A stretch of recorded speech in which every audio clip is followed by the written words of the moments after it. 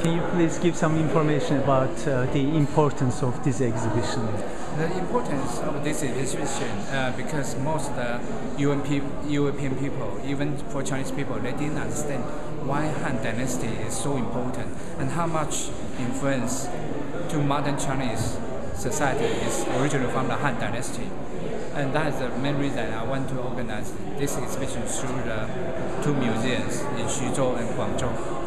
And is it likely that any such exhibition will come out of China or be allowed to go abroad like this? It's very difficult when we negotiate with the Chinese government because this object never traveled to UK before. And also the large number we borrow really worry Chinese government because they worry about their security, transportation, and if we can really display them properly. And is there an Olympic connection to it as well? Yes. In what sense? In what sense?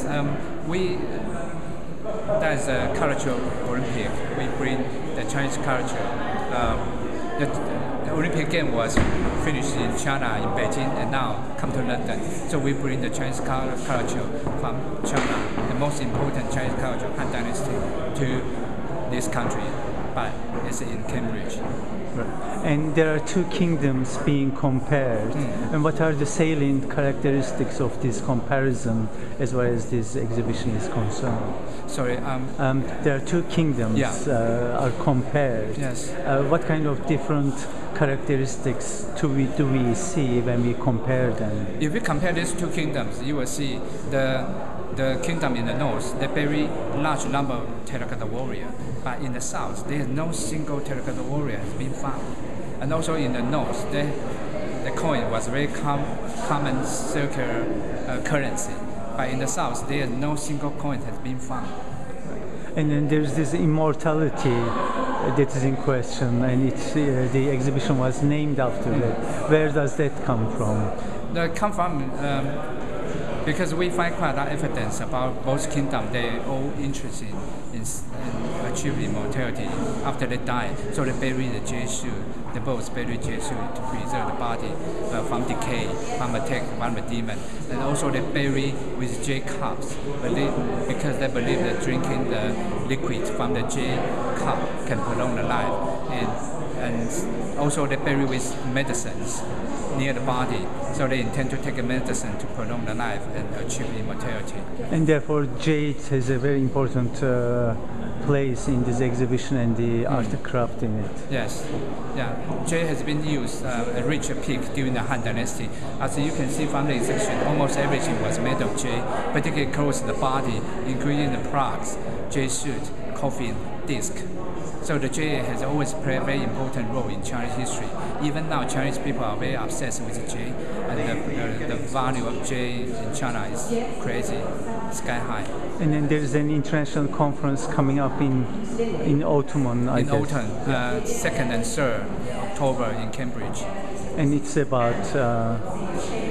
this conference is interesting. I try to organize the scholars from different countries, from different fields, to talk about the dancing, eating, music in the Han Dynasty, and also the ancient game, so-called Liubo, how to play the ancient game in Chinese history.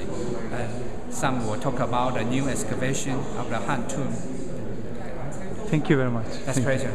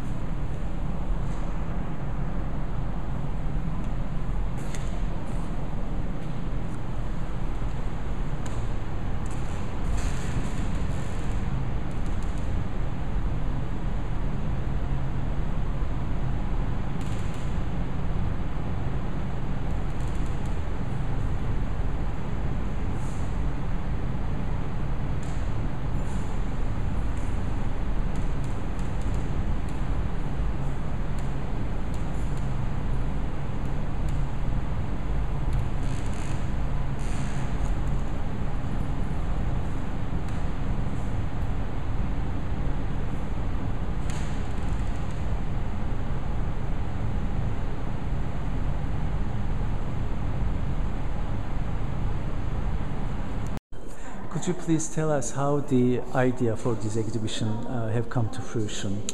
Certainly. About 3 years ago, James Lin, who's our curator for Chinese art, was doing some study in China and visiting museums, and I said to him, well, there's not been a major exhibition on Chinese archaeology and ancient art in Cambridge. Why don't you think about what would be the most important subject for an exhibition, something that is new, based on new discoveries, new research, that would actually add meaningfully to the understanding of Chinese culture in this country.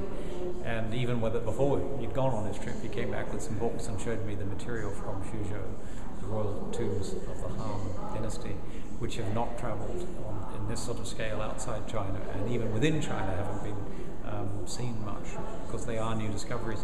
And these are the greatest works of art of the Han dynasty that survive. They're from royal workshops, the finest craftsmen. These are the objects the kings themselves were buried with. So it's a very top level of quality.